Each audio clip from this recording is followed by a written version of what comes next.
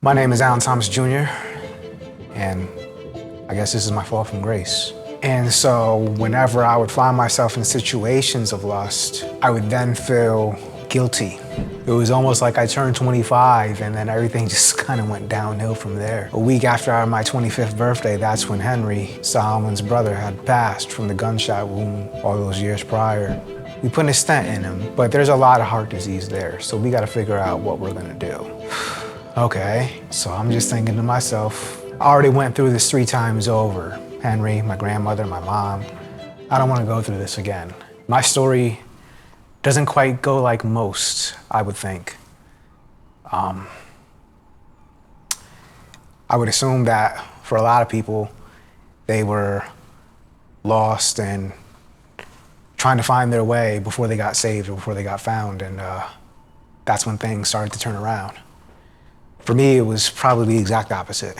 I lived a very privileged, dare I say, sheltered life. 2 loving parents, very safe neighborhood and environment. Never really had struggle. Very blessed. And so, went throughout my years happy-go-lucky. And I then got around to meeting, at that time a kid, but as I was myself, but as most people know of Pastor Solomon. Still feel weird calling him that because that's my brother. But we linked up probably around the age of 13, 14, and best friends from there. And then, as most probably know, his brother had gotten shot. And for me, that was probably one of the very few major traumatic events of my life at that point in time. The only things that I had experienced that came close to that, probably before that, was my grandfather passing when I was 6, or my uncle passing around the age of 10, somewhere around there. Or, family drama, or, some bad family arguments or things like that, but nothing remotely close to as serious as that. And so that in of itself was, very shocking to say the least. And I remember how one day after school, it was the usual crew, Solomon, myself, and others, and Solomon says to the whole group, "Hey, why don't y'all come to church with me?" And I, amongst everyone else in the group, kind of, came up with every excuse that you could. Oh, I don't have a ride home. Oh, they'll give you a ride home. Oh, I'm not me in particular. I'm not dressed accordingly because I grew up. If you went to church, you had to dress suit and tie and all that. Oh yeah, no, you can wear, what you're wearing is fine. You can wear whatever you want. Oh, come, they got, pool table and video games and whatever. Like, what, at a church? So, came to XL at that point in time. Now, what is Rock Youth, if it's changed. But yeah, at the time, it was XL for the very first time. And like I said, I've been to church before. My grandfather was in the choir at church, and so we went when I was younger up until he passed, and I went a few times with my aunt and uncle whenever I stayed over there, but never had any kind of personal experience with God. I prayed and said grace for food and meals and such, but never really had that personal relationship with God. And then came to XL for the first time. And that night I got saved. And I remember Pastor Jason doing the altar call. And it was just this slow pulling and tugging. And then I took that step forward. And that is where everything changed for me, in probably not the way that I expected it. From there, I began to learn about sin and different sins and what it is that I do that are wrongdoings. And I was 16 when I got saved. So for probably the following about 6 or 7 years, came to church religiously, practically every Sunday and Wednesday. And then the more that I learned about what it is that I do wrong, for me in particular, I struggle with lust. That's probably my biggest struggle. And so whenever I would find myself in situations of lust, I would then feel guilty. More than just discernment, I would feel guilty. And that guilt would eat away at me slowly but surely until I was about the age of 23, maybe 24. And that was where I started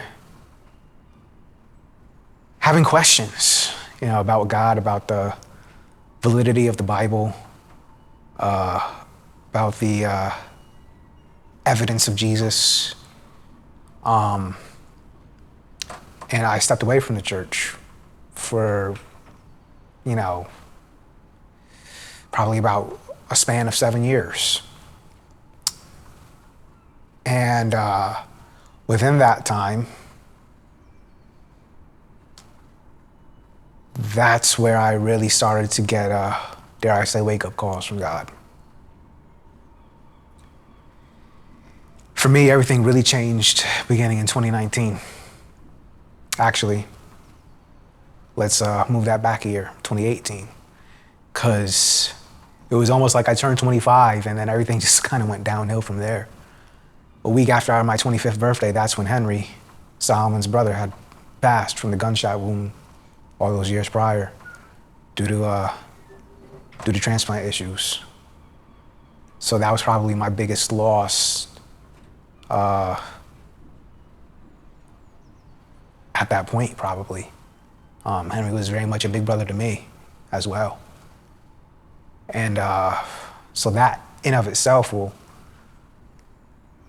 kind of put you in your feels and through the reels. And little did I know that was just the beginning of me going downhill. My mother got diagnosed with lung cancer, stage 4, later on that same year in fall of 2018. And then that's where everything really changed. Because in 2019, October, we lost my grandmother. She was 88 years old. And then a month after that, we lost my mom from the lung cancer. And that rocked me to my core.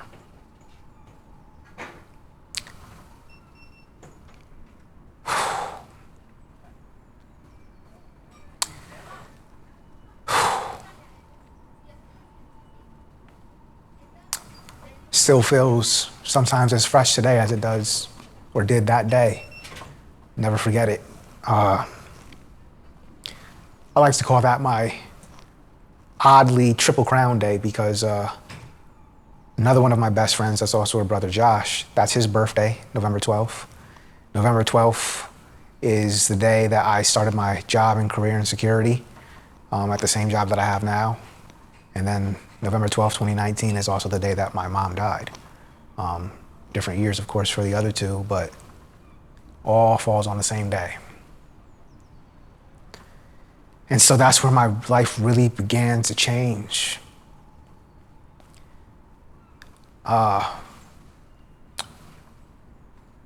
With how close me and my mom were. I don't know if you can see that on camera, but it's my mom's maiden name. And I got that before she had passed as a Christmas gift to her. So that hurt, losing her. And I really haven't been the same since. Over the following couple of years, changes to my life began even more, where me and my father, I'm Alan Thomas Jr., right? So Me and my father are very much one and the same, two sides of the same coin. And without my mother around to be the metal in the middle, there was nothing really stopping us from bumping heads, because we're both too stubborn, especially with each other at certain times. And so that led to me not living at home anymore and living with my extended slash, like, dare I say, foster family. Not related by blood, but blood couldn't make us any closer. They live right around the corner from me. And I started staying with them and living with them, as I and my father both individually tried to navigate this life without my mom. And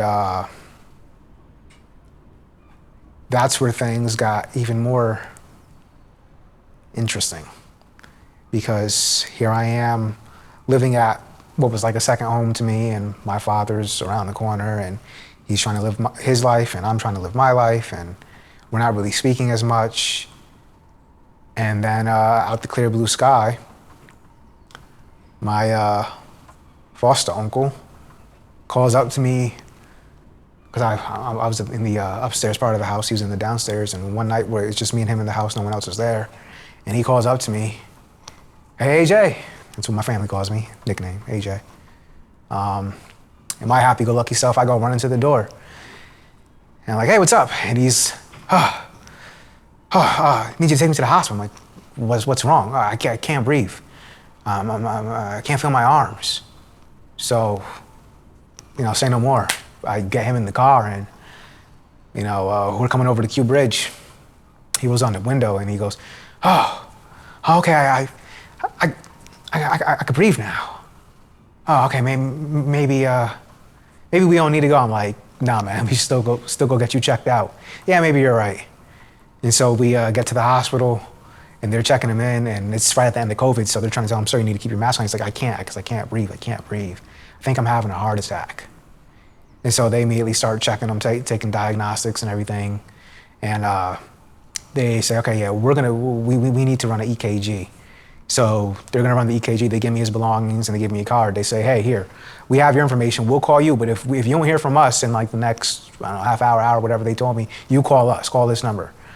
And I'm like, "All right, you don't want me to stay?" And they're like, "No, you could go home, don't worry, we got him." And then even, my uncle's like, "Yeah, go home, I'll call you when I'm done, come pick me up." All right, go home, get home. Enough time went by, I already called, the family, let them know. And enough time goes by, I'm like, screw this, I'm calling. So I call them, and then the female doctor answered the phone, or I ended up on the phone with her, and she's like, "Yeah, he's in procedure." I'm like, "Is the procedure the EKG?" And she's like, "Well, he's in procedure." Like, "Well, what does that mean?" "Oh, just that's all I can kind of tell you right now is he's in procedure." I'm like, "Okay." She's like, "Yeah, do me a favor, call back in 15 minutes. I'm like, "All right." So like maybe 10 minutes went by, I'm like, "Screw this, I'm calling back." I call back, and the head doctor ends up on the phone, and he goes, "All right, so here's the deal. He had a major heart attack." I'm like, "Okay. Is he all right?" "Well, yeah, he's okay for now. We put a stent in him, but there's a lot of heart disease there, so we got to figure out what we're gonna do." Okay. So I'm just thinking to myself, I already went through this 3 times over. Henry, my grandmother, my mom. I don't want to go through this again. And I'm just saying, like, no, like not again. Like can't go through this again. And what ended up happening there, thank God, is he had quintuple open heart bypass surgery. And thank God that today he's practically as good as new. But that was in June of 2021. After all the losses that I had already stated with Henry, my grandmother, my mother, that was a close call. 6 months later, I'm at work, it's New Year's Eve, and I get a call from my cousin, from my mom's side of the family. So I'm thinking, this is a pleasant surprise. And she's like, hey, AJ, what you doing? Oh, I'm at work. "Oh, okay, yeah, you're working? Yeah. All right, yeah, what are you doing? Oh, I'm driving. Oh, where are you going? New Haven. Oh, what are you coming down here for? AJ? Yeah? Your dad passed away.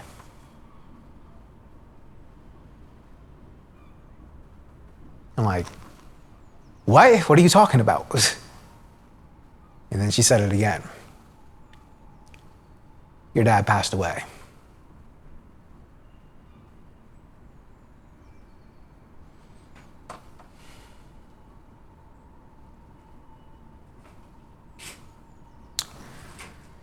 So you talk about change and life changing drastically.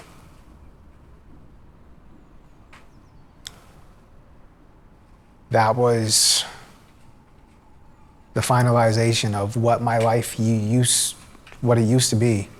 That there was the finalization of that life being no more. My life being ripped away from me. And I would have liked and probably hoped that that would be the end of my suffering. But, you know, when these things happen, just the event in of itself is tragic and difficult to deal with. But this one was different because now here's the aftermath. What's going to happen with the house? Who's going to manage the estates, which I know and knew nothing about at the time. You know, and then there's things like probate court and who's going to, you know, act as the administrator of the estates and all that, and then act as the landlord. And, you know, I have two siblings, both older than me, one from each parent. And yeah, it was decided that the best thing to do was to sell the house. And this is really where my fall from grace begins, because by circumstances, neither one of them rather felt that they could or wanted to be the administrator for the estate of my parents. And so that fell on me. And so to suffer such loss and losses and to be at my, dare I say, still young age. I hadn't even passed 30 years old at the time. I'm 31 now. And to have, like I said, my life ripped away from me. And then the only thing that I really had to hang on to was now an inheritance of a large sum of money. You know, I have all this responsibility and I have all this emotion in me. And so the only way that I was able to deal and cope was by going through whatever inheritance that I was coming into. Thousands of dollars. In a very anxiety-driven state, very depressed state, very lonely state. And I clung on to the only thing that I felt that I had now left in place of everything that I lost. And so I found comfort in excessive gambling and in the company of promiscuous and fast women. And so, yeah, that'll burn a hole in your pocket really quick.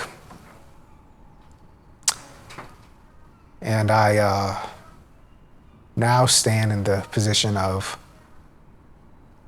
I had hit rock bottom, and I had a lot of debts to pay, and I still have a lot of debt to pay. But when I hit rock bottom of the barrel of,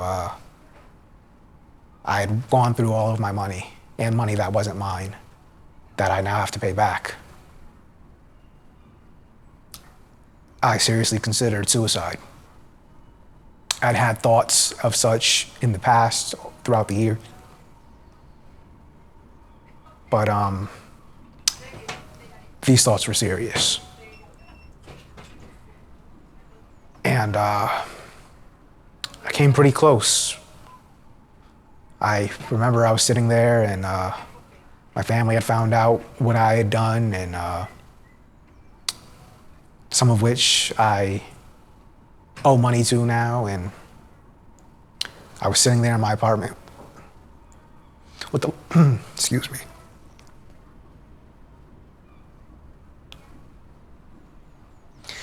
I was sitting in my apartment, all the lights were off, and I'm just sitting there thinking, I've had enough with everything that I had went through, with everything that I had lost and even come into and lost, and like, what life do I have left? My life was ripped away from me, and I managed to lose the tools to help me build a foundation for what my life should look like now at this point, losing everything that I lost. And I had started mental health medication because I had already been in therapy since, I believe, 2021, maybe 2020, either which way. And I had my prescription, pretty much full prescription. And had it not been for my foster uncle calling me or calling me back, I can't even remember if I'd called him first and then he called me back. But if it wasn't for him calling me, I seriously, there was a very strong chance that I may have overdosed intentionally in an attempt to end my life. But thank God that I didn't. As time would go on and I would begin to pull myself up and try to get my balance, get my footing on whatever this new life that I have no idea what's truly held in store. But as I try to get balance to embrace whatever it is that's in store for me now and dealing with the repercussions of my transgressions. I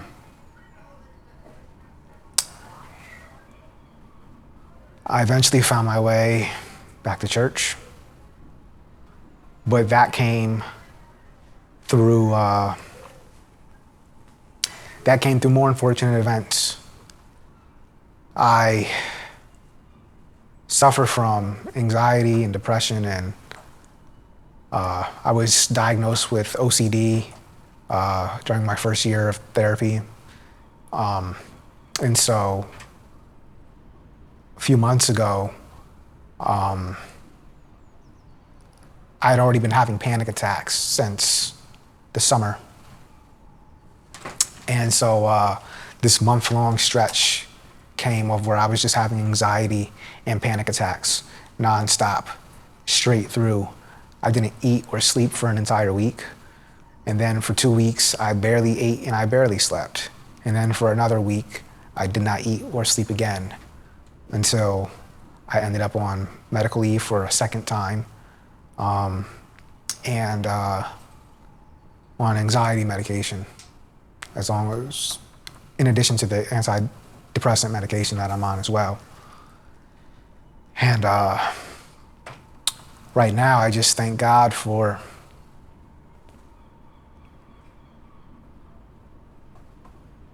working within me to help me both feel better slowly, dare I say surely, but also to give me hope and help me have hope for making it through everything that I need to take care of, and hopefully have some hope for some sort of future. Was there a moment in time that you can remember, maybe a sermon or word that you heard that was like a light bulb moment for you? It wasn't necessarily a word, but an encounter. I had come, there's quite a few. Just one major one, I guess. Yeah, I think the one major one would be where I had come here to the church looking for Solomon or Jason, Pastor Solomon and Pastor Jason, just to kind of chat with either one of them about what was going on with me and being in and out the hospital, 20 times. And neither one of them were here. But who was here was Pastor Kears. And so I stepped into his office and he asked me what had been going on, and I explained to him how, I was having these panic attacks and I was in and out the hospital and I'm on medical leave and I'm on medication and all of which and whatever. And during that conversation, he helped me see what I had been failing to understand for probably the past 7 to 15 years since I'd been saved. And that was that if I got saved here at this point, and the end of my life is here, that once I reach the end of my life, because I got saved here, it doesn't matter what happens in between here. It's here at this point that because I got saved back when, I'm going to heaven no matter what. I failed to understand that because I was like, well, what if I mess up and or I still, struggle with these same struggles or if I do this or these new things that I've done in recent years, just you name it. And he said, it doesn't matter how many times you fall because that's what Jesus died for. And so basically it's up to me how much I want to fall and trip and stumble along the way. But at the end, I'm going up above. And I failed to understand that because I always felt like my salvation was in jeopardy for sins that I commit. And that even furthermore is where and why Jesus died for our sins. We'll never be perfect. And it took me a very long time to really and truly understand that. So what did that change for you? Like in, let's say, daily life, and how did that manifest itself and change? It brings me peace and comfort, even when I forget it at times. I know that truth now, and I understand that truth now. And so even when I mess up or do something wrong or do something I'm not proud of or, don't handle, day-to-day life with grace or, pass the test or these tests with flying colors, then it's just that much more revealing of how true and just and giving that God's love and salvation is. All right, so where are you right now in the journey?